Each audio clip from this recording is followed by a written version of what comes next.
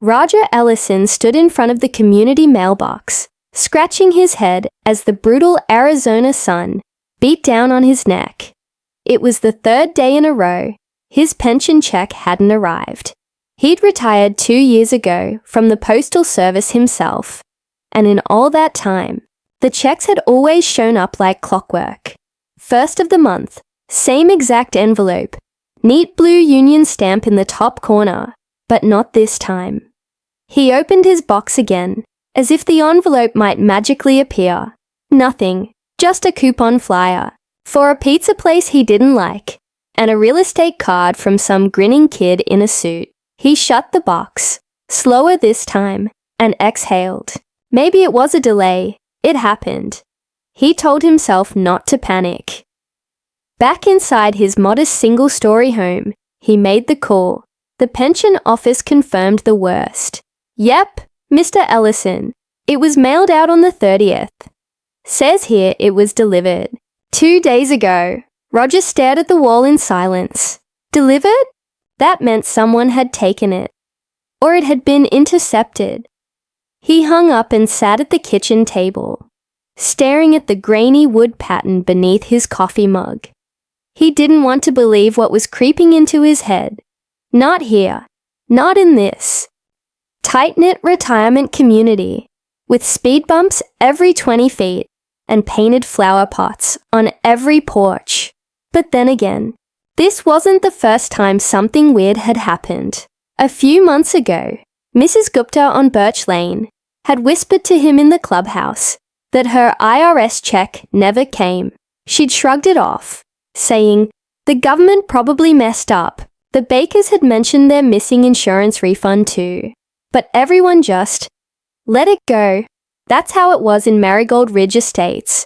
Complain too loudly, and you'd find yourself on the bad side of the HOA.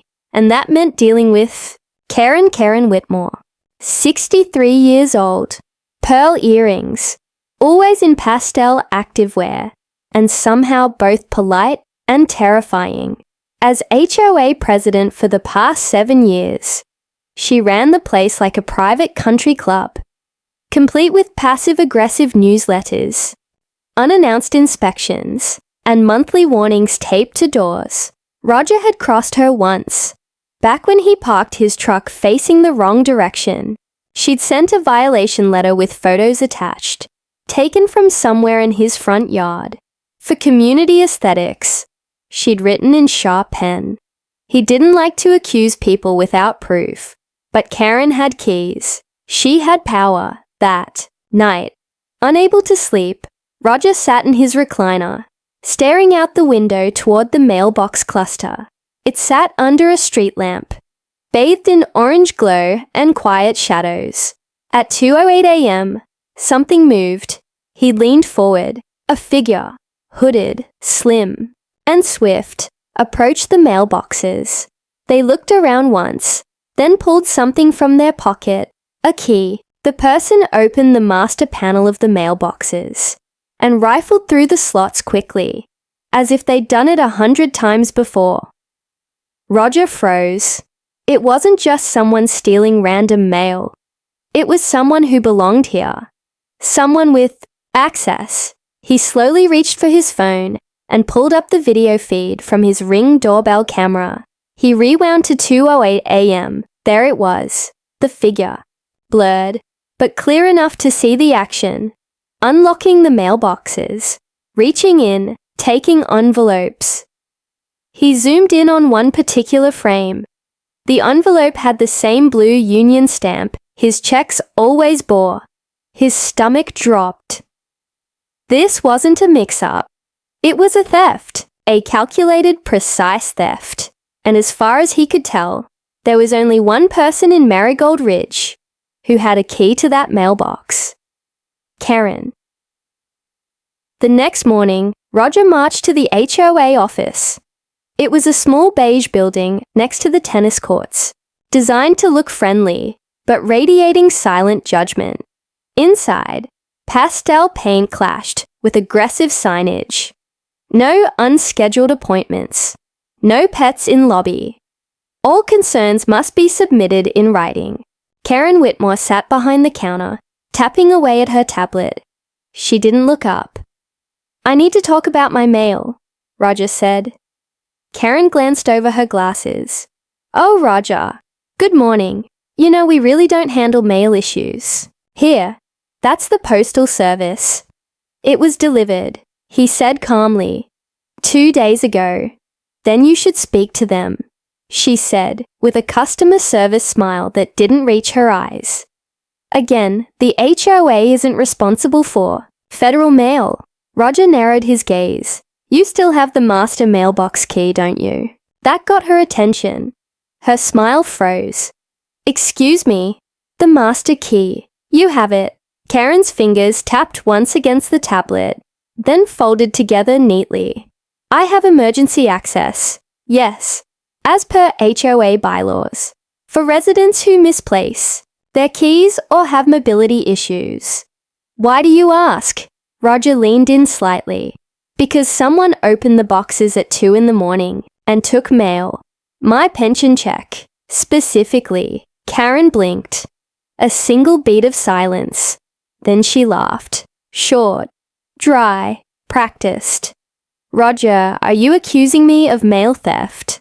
"I'm asking how many people besides you have that key." She stood now, resting both palms on the counter like she was about to scold a child. "You're out of line. Do you have any proof? Cameras? Witnesses?" Roger hesitated. He wasn't ready to show his ring footage. Not yet. He needed more. Karen took his silence as weakness and pounced. This is exactly the kind of baseless paranoia that causes unrest in a peaceful community. If you have a concern, you may file it in writing and submit it during next month's HOA meeting. "Next month," Roger snapped. "Someone's stealing mail now." Karen's voice turned syrupy, dangerous. "If you continue spreading accusations without evidence, Roger, we may have to evaluate whether your behavior is disruptive to the community." And there it was. The threat behind the silk. She'd done this before. Everyone knew the rules in Marigold Ridge. You play nice with Karen, or you find letters on your door citing weeds that aren't there and fences that aren't regulation height. Roger left the office without another word. Outside, he ran into Carl, a retired mechanic who used to fix golf carts for fun before his arthritis got bad. "You okay?" Carl asked, noticing Roger's clenched jaw. "She's hiding something," Roger muttered. "Karen. She's got the key." Carl leaned in, his voice low. "You're not the only one. Gupta told me her tax check disappeared. And the Jacksons? Their prepaid Visa card for their anniversary never showed up." Roger stared. "You're serious?" Carl nodded. "But no one wants to say anything. You cross Karen, she finds a way to make your life hell. My lawn got flagged twice after I questioned the new gate codes." That night, Roger went through the ring footage again. Then he walked down to Mrs. Gupta's house and asked if she still had her outdoor camera. She did, and she'd been too, afraid to check it. They looked together, there, from a week earlier. Karen, unmistakable in her lavender tracksuit, standing in front of the mailbox cluster at 1:43 a.m., glancing around, then sliding a key into the panel. Roger paused the video. The envelope in her hand was thick. Government issued, yellow-tinted window. It looked just like his. This wasn't a theory anymore. This was a pattern, and Roger knew just enough from his postal days to understand what this was. Federal mail fraud. He just had to prove it before Karen found out he was onto her. Roger spent the rest of the evening assembling what he now thought of as his Karen file. His old postal instincts kicked in. He'd once handled fraud reports for the Tucson branch in his final years before retirement. Back then, it had been phishing scams and change of address tricks. But this was personal and smart. Someone who understood how to stay just beneath the radar. He had the ring footage of the mysterious figure, Mrs. Gupta's camera, catching Karen at night, and notes from Carl about the missing Visa card. He printed screenshots and handwrote a timeline. Every shred of information mattered now. The next day, Roger knocked on the baker's door. Darla Baker answered, her face lighting up with a nervous smile. "Hi, Roger. Everything okay?" "I hope so," Roger said gently. "But I have a weird question. Your insurance refund never showed up, right?" She blinked. "How'd you know?" Roger stepped inside when invited and laid it all out. The footage. The late-night visits to the mailbox. The pattern of missing funds. By the end of it, Darla's husband Frank had joined them. Eyes narrowed and arms crossed. "That woman has been meddling in this neighborhood for years," Frank growled. "She fined me $75 for leaving my garbage can out during surgery recovery." "Surgery," Roger nodded. "We all hated her rules. But this is a crime. It's not just overreach. It's theft. Organized. I never even thought to look at our security cam." Darla said, pulling up her phone. She tapped into their backyard camera, facing the main road. "We've got a clear shot of the mailbox area.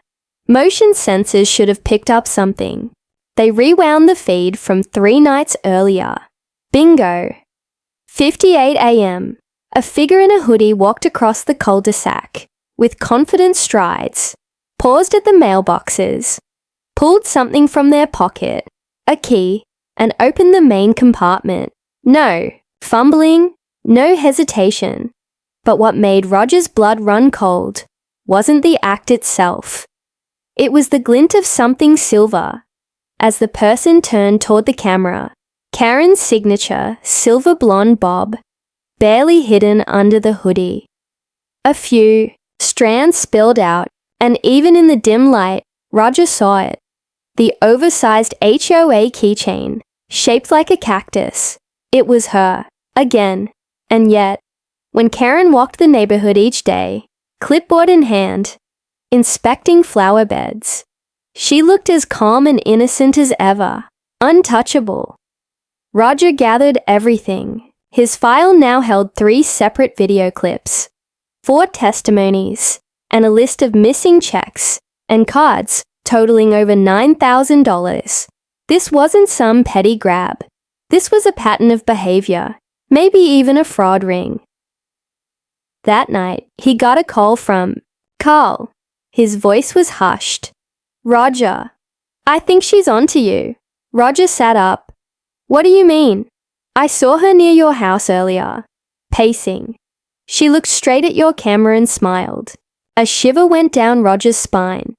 Later, when he checked the footage, sure enough, there she was at 5:36 p.m., standing just beyond the curb in his yard, pretending to study a crack in the sidewalk.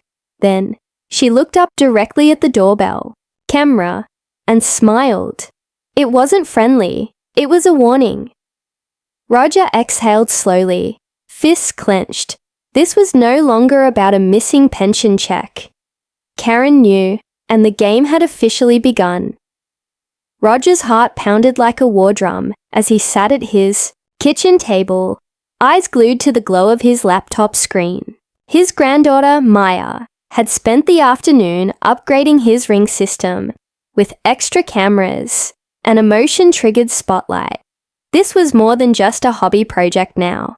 It was personal. "Grandpa, this should give you a 24/7 live feed of the mailbox area," Maya said, adjusting the angle of a new camera.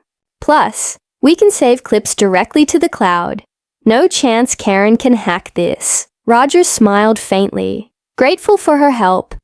"You're a lifesaver." That night, Roger lay in bed, but sleep evaded him. The image of Karen's smile, the one she gave directly into the camera lens, haunted him. He kept replaying it in his mind. That chilling combination of innocence and knowing menace. At precisely 1:15 a.m., his phone buzzed.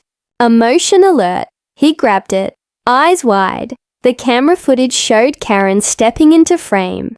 Under the harsh glare of the street lamp, she wore her usual lavender tracksuit, hair pulled back tight in her signature bob. In her hand was the master mailbox key, glinting under the light like a weapon. She moved quickly, almost mechanically, unlocking the mailboxes with practiced ease. Roger held his breath as the camera zoomed in.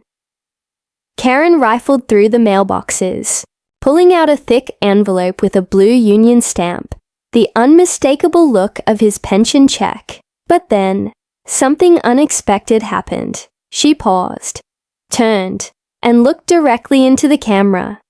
Her eyes locked on the lens, and then, for a split second, she smiled. Not a nervous smile, not a guilty smile.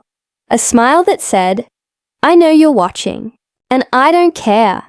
The screen went black as Karen slipped the envelope into her purse and disappeared into the night.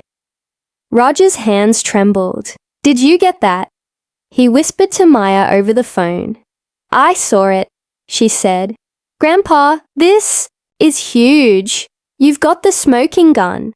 But with the evidence came a sinking feeling. Karen wasn't afraid. She was taunting him. The next morning, Roger shared the footage with his closest neighbors, Mrs. Gupta, the Bakers, Carl, all wide-eyed, but hesitant. "What do we do now?" Mrs. Gupta asked nervously. "Call the police," Roger said firmly, but quietly. "We need them to take this seriously." Weeks went by. The local police seemed hesitant. After all, Karen was a respected figure, and Roger had no direct witnesses. Only video evidence from private cameras. It felt like the case was stalling.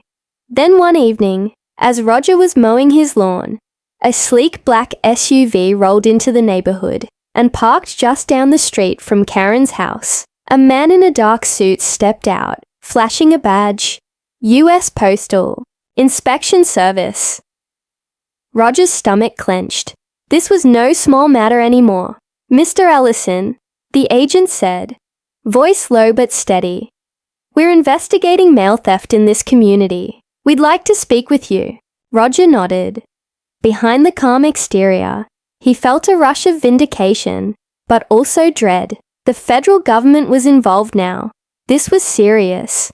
The agent leaned in slightly and lowered his voice. "We're setting a trap. We need you to cooperate. And be patient." Roger swallowed hard. He was about to become the bait, and Karen, he realized, was about to make her biggest mistake. Roger sat stiffly in his living room, the glow of the television flickering across his tired face.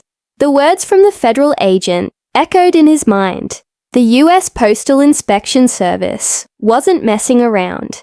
They had a deep interest in Karen Whitmore, and her quiet thefts were now under the microscope of serious investigators.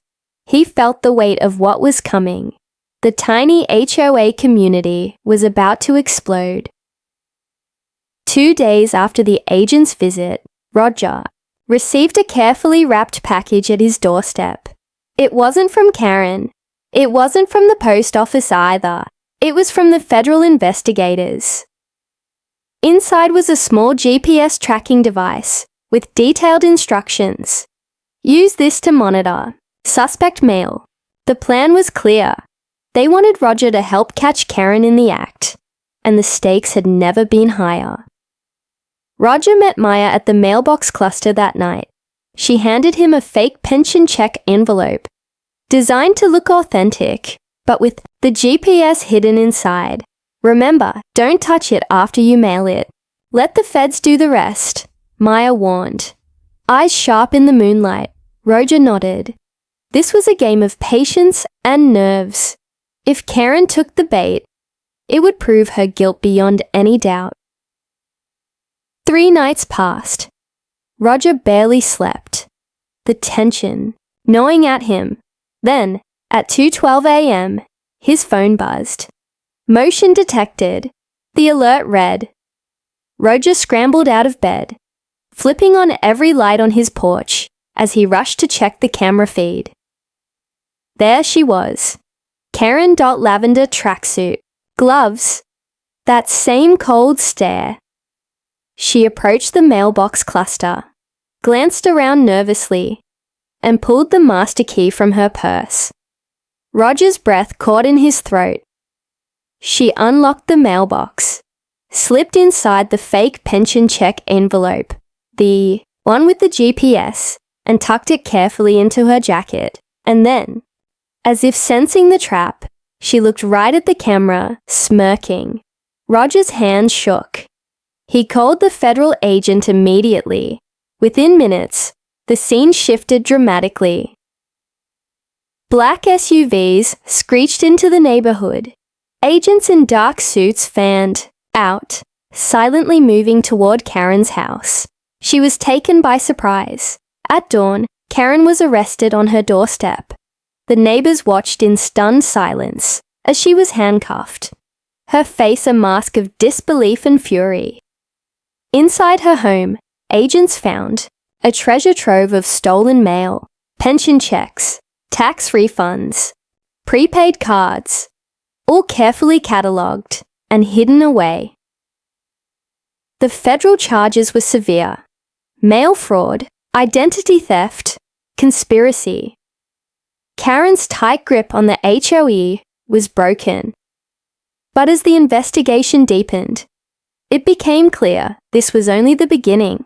Sun rose over Marigold Ridge estates, casting long shadows over quiet streets, now buzzing with a very different kind of energy. News of Karen Whitmore's arrest spread like wildfire. Some residents whispered behind closed doors, while others gathered on porches, eyes wide with disbelief. Roger stood near the community clubhouse, clutching his coffee, the weight of the past weeks settling heavily on him. The woman who'd ruled their neighborhood with an iron fist was now facing serious federal charges, but the shock was far from over. Inside the beige HOA office, federal agents methodically sifted through Karen's files and evidence. What they found wasn't just stolen mail and petty HOA violations. It was a well-organized, years-long scheme that went far beyond Marigold Ridge. One of the lead investigators, Agent Morales, looked up from a stack of documents and grimly addressed, "Roger." Karen wasn't acting alone. Roger's breath hitched. "Her operation is larger than you know. We've identified links to a regional mail fraud ring operating across several states. Marigold Ridge was just one of their hunting grounds." Roger's mind raced. Could other neighbors be victims too? What about the people who never spoke up? The agents explained they'd need Roger's help to provide testimonies and assist in identifying others who might have been affected. The community, once tight-lipped out of fear of Karen's retribution, now began to open up. At the next neighborhood meeting, held under tense but hopeful circumstances, Roger shared the federal updates. Faces that had once shied away now nodded in grim agreement. Stories poured out, checks that vanished, credit cards misused, important documents tampered with. Mrs. Gupta's voice cracked as she recounted how her IRS refund had disappeared. Frank Baker, once a fierce skeptic, admitted to hiding his stolen insurance payout from his family until now. Karen's arrest had shattered a silence built on fear. Meanwhile, Karen's legal battle loomed on the horizon. Her defense attorney painted her as a misunderstood community servant, someone who had simply borrowed mail to keep the neighborhood orderly. But the mountain of evidence told a darker story. Roger watched the news coverage with mixed emotions. The woman he'd once tolerated as a petty tyrant was now unmasked as a criminal mastermind. But the story wasn't over. Late one night, as Roger was locking up his house, his phone buzzed with an encrypted message. It was from an anonymous source. "Karen isn't the top of the food chain. Look deeper." Roger's pulse quickened. Was there someone above Karen, orchestrating the fraud ring from the shadows? Determined to uncover the full truth, Roger began to dig deeper, now not just as a victim, but as a reluctant detective. The safety of his community, and perhaps many others, depended on it. Roger couldn't shake the words from the anonymous message. Karen isn't the top of the food chain. Look deeper. It gnawed at him relentlessly, turning his days restless and his nights restless. He knew the HOA had long been more than just neighborhood rules and lawn disputes. It was a tangled web of power, secrets, and control. Karen was ruthless, yes, but if someone had been pulling her strings, it explained a lot.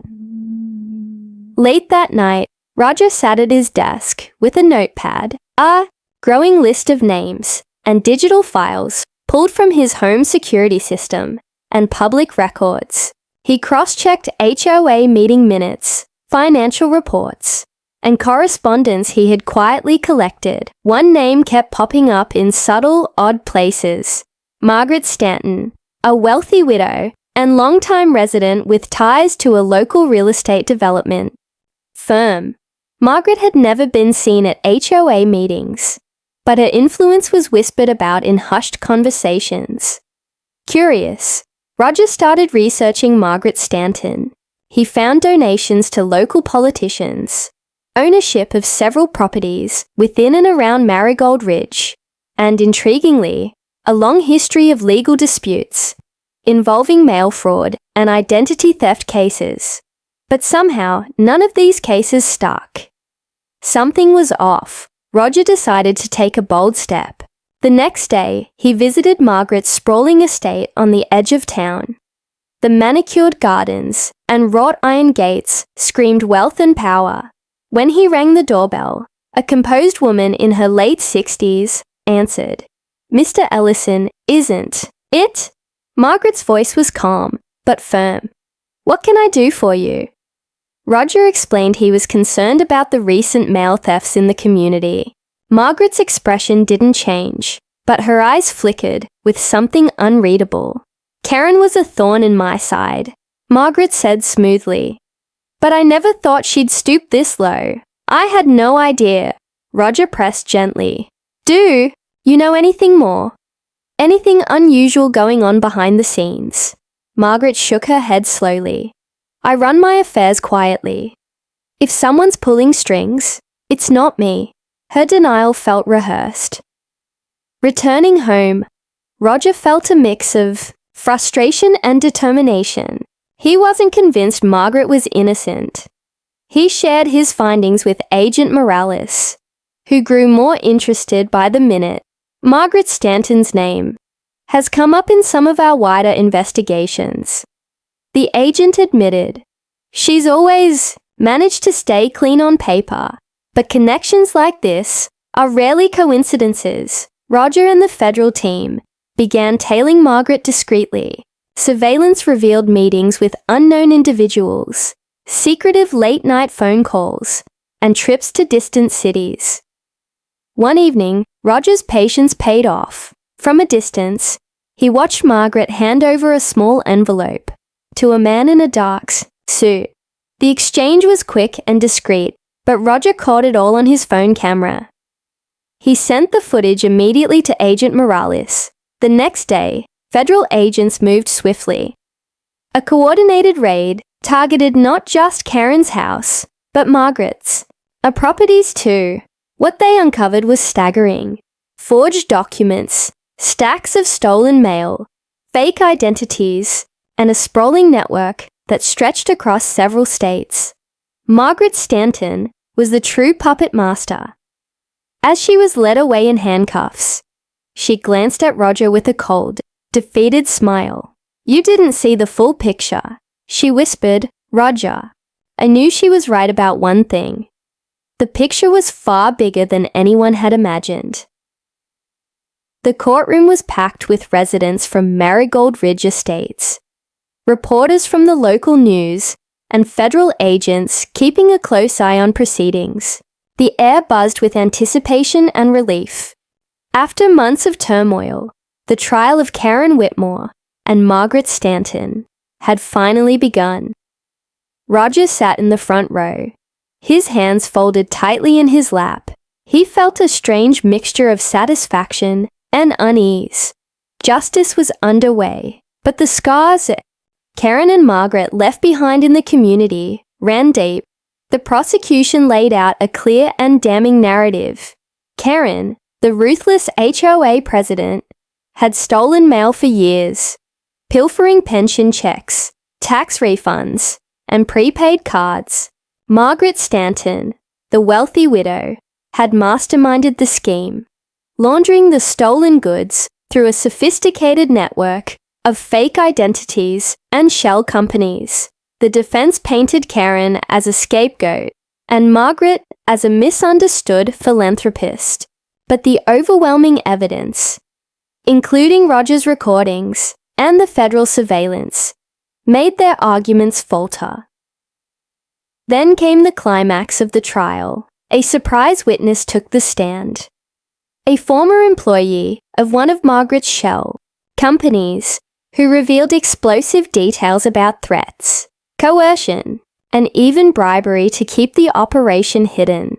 The courtroom gasped as she detailed how Karen had been pressured to act as the HOA's enforcer, controlling neighbors while funneling the loot upward. Margaret's face remained stoic, but Karen's expression cracked. The once confident HOA queen now seemed vulnerable, trapped by the machinery she helped maintain. After hours of testimony, the jury deliberated. When they returned, the verdict was unanimous. Guilty on all counts, Karen and Margaret were sentenced to lengthy prison terms, their empire dismantled. Outside the courthouse, neighbors hugged and cried, grateful for the long-awaited closure. But Roger felt the victory was bittersweet. He had saved the community from corruption and crime, but the wounds ran deep.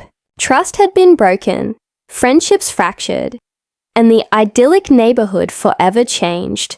A week later, Roger received another encrypted message. This isn't over. His stomach tightened. Was there another layer to the conspiracy? Another puppet master lurking behind the scenes? Roger realized this wasn't just a fight for Marigold Ridge. It was a battle against a hidden world of deceit, one that would demand his courage and vigilance far into the future. For now, though, he took a deep breath and looked around at his neighbors, people who had stood with him through fear and uncertainty. Together, they would rebuild. Together, they would guard their community. Because in Marigold Ridge Estates, justice might never come easy, but it was always worth fighting for.